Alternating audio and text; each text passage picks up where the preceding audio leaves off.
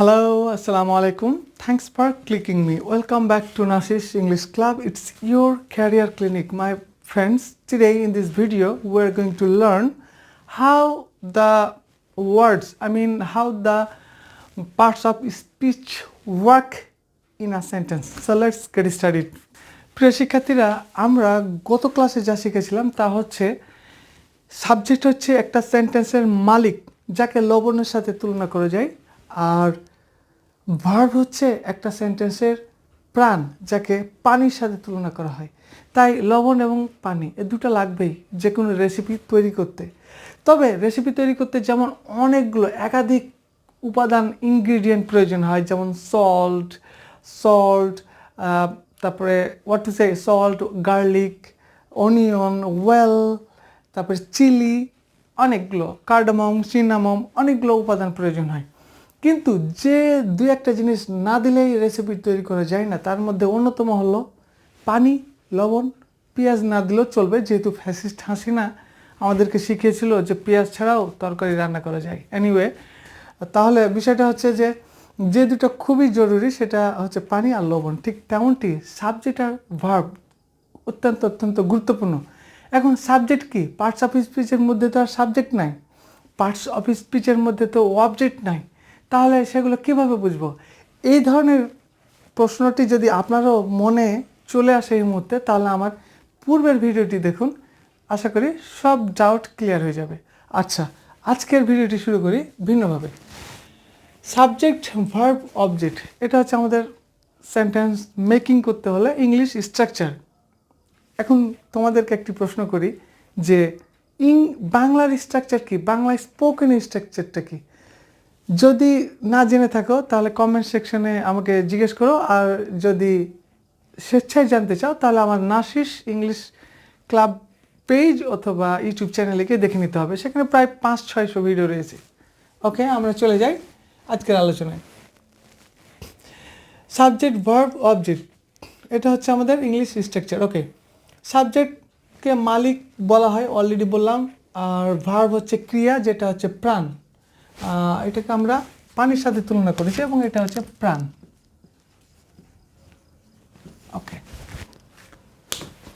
এরপরে অবজেক্ট, পেঁয়াজ না দিলেও চলবে, তবে সাবজেক্ট এবং ভার্ব এটা লাগবে। কিন্তু কিছুক্ষণ পূর্বে যেটা বলছিলাম যে পার্টস অফ স্পিচের মধ্যে তো সাবজেক্ট আর অবজেক্ট নাই, হ্যাঁ ঠিক আছে, সেটা নাই, কিন্তু সেটা আমরা এক্সপ্লেন করেছি আগের ভিডিওতে। আপনারা চাইলেই দেখে নিতে পারেন, সমস্ত প্রশ্নের সমাধান হয়ে যাবে। ওকে, এখন আমরা চলে আসি এখানে। ম্যান লাভস ম্যান, ম্যান হচ্ছে কি? নাউন। তাহলে পার্টস অফ স্পিচের মধ্যে নাউনের একটা প্রয়োজন রয়েছে, অর্থাৎ যতগুলো নাউন রয়েছে এবং প্রোনাউন রয়েছে, নাউন আর প্রোনাউন এগুলো চাচাতো, মামাতো বা খালাতো ভাই, একই কথা, সেম, নো প্রবলেম।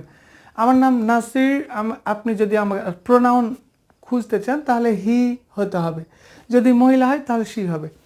তো নাউন প্রোনাউন এটা স্পেশাল তেমন কোনো বিষয় নয়, এটা একই জিনিস। তাই ম্যান এটা হচ্ছে একটা নাউন। এই যতগুলো নাউন রয়েছে সেই ততগুলো নাউন যেমন সাবজেক্টে বসে তেমন অবজেক্টে বসে। ক্লিয়ার? তাহলে ম্যান লাভস ম্যান, মানুষ মানুষকে ভালোবাসে। ক্লিয়ার? ভার্ব সারা জীবন সাবজেক্টের পরে থাকবে, নইলে একটা সেন্টেন্স কোন দিকে মুভ করছে সেটা বুঝতে পারবো না। যেমন ধরুন যে মাঠে মারামারি করছে, এখন কে মারামারি করছে, কাকে নিয়ে ঘটনাটা, সেটা যদি না জানতে পারি তাহলে কিন্তু আমাদের অনেক প্রশ্ন থেকে যায়। তাই সাবজেক্টটা একটা সেন্টেন্সের মালিক। মারামারি করাটা যদি টোটালি না থাকে, ধরুন যে এমন একটা ঘটনা যে আই লাভ ইউ, কিন্তু যদি জাস্ট বলি যে আই ইউ, তাহলে মাঝে যে লাভ থাকছে এটার অস্তিত্ব হারিয়ে যাচ্ছে, এবং এটার কারণে আই ইউ এটা কোনো অর্থ হচ্ছে না, আর যার কারণে সেন্টেন্সের কোনো মূল্য নেই। তাই আমরা ভার্বকে সবসময় সেন্টেন্সের প্রাণ বলি। ওকে, এখন এখানে আরেকটি বিষয় দেখি, যেমন হচ্ছে ম্যানকে অতিরিক্ত তথ্য দেওয়া হয়েছে গুড দিয়ে, অর্থাৎ গুড হচ্ছে অ্যাডজেক্টিভ কখনো সাবজেক্ট হতে পারে না, অ্যাডজেক্টিভ ডিরেক্টলি কখনো সাবজেক্ট হতে পারে না, ডিরেক্টলি অবজেক্টও হতে পারে না। কিন্তু তবে অ্যাডজেক্টিভগুলো নাউনের সাথে থেকে সাবজেক্টে বসতে পারে, আবার নাউনের সাথে থেকে অবজেক্টে বসতে পারে। এটা খুবই সিম্পল ম্যাটার। যেমন হচ্ছে good man loves good man, ভালো মানুষ ভালো মানুষকে ভালোবাসে, এটা রাইট, এটা ক্লিয়ার। ওকে, অ্যাডজেক্টিভ কিন্তু আবার অবজেক্টে বসে, এটা কিন্তু আমরা জানি। যেমন উদাহরণ দেই, হি ইজ গুড, তাহলে হি সাবজেক্ট, ইজ হচ্ছে ভার্ব, আর গুড হচ্ছে অবজেক্ট, মানে অবজেক্ট হিসেবে ধরছি। অ্যাকচুয়ালি এটা অবজেক্ট না, এটা হচ্ছে এক্সটেনশন। ওকে, এবার নেক্সট হচ্ছে আমরা চলে যাই, যেমন এখানে আমরা আরেকটু আলোচনা করতে পারি, সেটা হচ্ছে যে সাবজেক্ট এবং অবজেক্ট এগুলো প্রেজেন্ট, পাস্ট, ফিউচার হওয়ার ক্ষেত্রে এরা কখনো চেঞ্জ হয় না, আজীবন পার্মানেন্ট। এমন একটা ঘটনা বলছি, যেমন হচ্ছে আমি এখন ইংলিশ ভিডিও বানাচ্ছি, এই যে এখন এই মুহূর্তে আমি ইংলিশ ভিডিও বানাচ্ছি। গতকাল যদি আমি এই কথাটা বলি যে আমি গতকাল ইংলিশ বানাচ্ছিলাম, মানে ইংলিশ ভিডিও বানাচ্ছিলাম, তবুও কিন্তু আমি থেকে আমি থাকছে। ফিউচারেও যদি বলি যে আমি ইংলিশ বানাতে থাকবো বা বানাবো, তবুও কিন্তু আমি থাকছে, এটা চেঞ্জ হচ্ছে না। তাই সাবজেক্ট হিসেবে যেগুলো বসবে, অবজেক্ট হিসেবে যেগুলো বসবে, এগুলো কিন্তু প্রেজেন্ট পাস্টের সাথে কোনো চেঞ্জ হয় না। কিন্তু সবচেয়ে বেশি গুরুত্বপূর্ণ যে আলোচনাটা বা যে বিষয়টা, সেটা হচ্ছে ভার্ব। ভার্ব সবসময় প্রেজেন্ট পাস্ট ফিউচারে সুইচ করে খুব দ্রুত।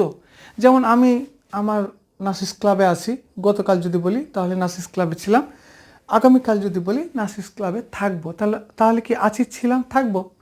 যেমন হচ্ছে যে আমি তোমাকে ভালোবাসি, ভালোবেসেছিলাম, ভালোবাসবো, তাহলে ভালোবাসাটা হচ্ছে ভার্ব, এটার প্রেজেন্ট পাস্ট ফিউচার সব সময় এটা সুইচ করবে, চেঞ্জ হবে খুব দ্রুত। এখন আরও কিছু বিষয় রয়েছে, সেটা হচ্ছে যে যেগুলো অ্যাকশন ভার্ব, এখানে লিখে রেখেছি অ্যাকশন ভার্ব, যেমন লাভড, উইল লাভ, খুব সহজে আমরা প্রেজেন্ট পাস্ট ফিউচার করতে পারবো। আর বি ভার্ব যেগুলোকে আমরা স্থির ভাব বলি, সেগুলো হচ্ছে যেমন এম ইজার মানে হওয়া আছে, ওয়াজ ওয়ার মানে ছিল, শ্যাল অথবা উইল বি মানে হবে, থাকবে, একই কথা। এখন এগুলো স্থির ভাব, সেক্ষেত্রে আমরা করেছি কি, প্রেজেন্টের নিচে এম ইজার দিয়েছি, পাস্টে ওয়াজ ওয়ার এবং ফিউচারে shall be, will be. Have ভার্বের ক্ষেত্রে প্রেজেন্টে হ্যাভ হ্যাজ, পাস্টেও হ্যাড, ফিউচারে হচ্ছে শ্যাল অথবা উইল হ্যাভ, এগুলো কিন্তু স্থির ভার্ব। কিন্তু অ্যাকশন ভার্ব সেগুলো আবার ফাংশন রয়েছে, সেটা দেখার আমন্ত্রণ জানিয়ে এই ভিডিওটি এখনই শেষ করতে হচ্ছে, যেহেতু ভিডিওটি লং হয়ে যাচ্ছে। তবুও বলি, বি ভার্ব সেগুলো শুধু প্রেজেন্ট পাস্ট ফিউচার হয়, এগুলো কিন্তু কখনো কন্টিনিউয়াস হয় না। এমিং, ইজিং, আরিং বা ওয়াজিং, ওয়ারিং কখনো হয় না। আবার হ্যাভ ভার্বের ক্ষেত্রে এগুলো হ্যাভিং হয়, তবে সেটা নিয়ে বুঝতে হলে আরও বেশ কিছু ক্লাস দেখতে হবে। হ্যাজিং হয় না, হ্যাডিংও হয় না, এগুলো কন্টিনিউয়াস হয় না। কিন্তু অ্যাকশন ভার্ব যতগুলো, লাভ, কাম, রেসপেক্ট, হেট, ওয়াচ, এগুলোর কিন্তু আবার 4টা করে ফাংশন হয়, সেটা হচ্ছে যে ইনডিফিনিট, কন্টিনিউয়াস, পারফেক্ট কন্টিনিউয়াস। তাহলে এটা নিয়ে বুঝতে হলে, মানে টেন্স নিয়ে ভালো বুঝতে হলে, আমার টেন্সের উপরে এক্সক্লুসিভ ভিডিও বানানো রয়েছে, আপনারা চাইলেই দেখে নিতে পারেন এবং ইংরেজির ম্যাগনেট হয়ে যেতে পারেন।